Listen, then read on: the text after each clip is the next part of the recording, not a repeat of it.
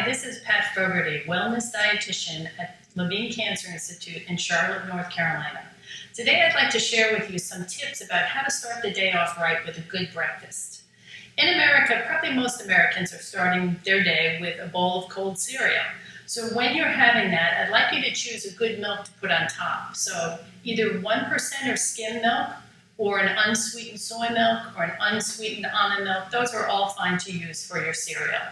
When you're shopping for cereal, next time at the grocery store, I'd like you to look for things that don't have too much sugar in them, but have enough fiber. So let's take a look at the nutrition label on the side of the box before you buy it. Look under total carbohydrates and find the first thing there is dietary fiber.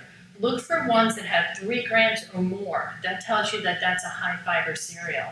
And when you're looking for the sugars, you'll see total sugars, and then sometimes below it you'll see another line that says added sugar. That's the one I want you to pay attention to. In the added sugars, look for ones with 6 grams or less per serving. That's a lower sugar cereal. But let's say that you love, or someone in your family loves, frosted shredded wheats, okay? So frosted shredded wheat is kind of a high sugar cereal. So I'd like you to use that, but then you can put in some plain cereal without a lot of sugar to cut down on the total amount of sugar in there. So something like Rice Krispies or maybe Corn Chex. And by the way, I don't get money from any food company. I'm not endorsing these particular products. I'm just using them as examples. There are plenty of good healthy foods at the stores these days. So that's the cold cereal, but let's talk about hot cereal. So you can choose something with lots of fiber, not too much sugar, like a quick cooking oats or steel cut oats. You can even find some packaged ones that don't have added sugar, that have a little more fiber. But watch the instant ones. The instant ones tend to have a lot of sugar added. Some people like to have waffles or pancakes for breakfast. Most of us are probably going to grab the frozen ones, and there are plenty of brands out there now that have more fiber and not too much sugar, so look for those. In terms of mixes, you can also find ones that don't have a lot of added sugar, but do have at least 3 grams of fiber per serving, which is wonderful. But please be careful. On top of your waffle or your pancake, please don't drown it in too much maple syrup or pancake syrup.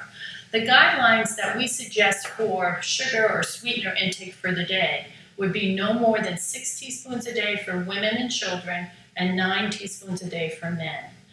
When you're looking at food labels, they put it in grams. So let me help you with that. 6 teaspoons is the same as saying 24 grams of sugar. Or 9 teaspoons would be 36 grams of sugar for the whole day.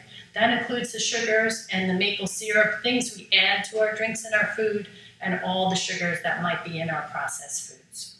Let's say, though, that maybe you like to have yogurt for breakfast. I would suggest using Greek yogurt. It's much higher in protein than regular yogurt, and try to get one that doesn't have too much added sugar in it as well.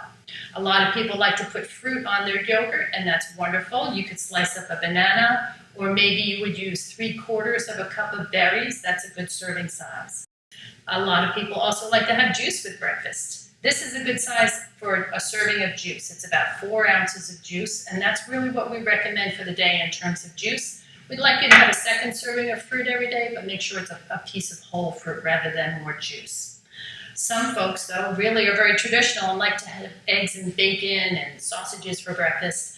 I'll say yes to the eggs and yes to things like turkey sausage because they're lower in total fat than the bacon.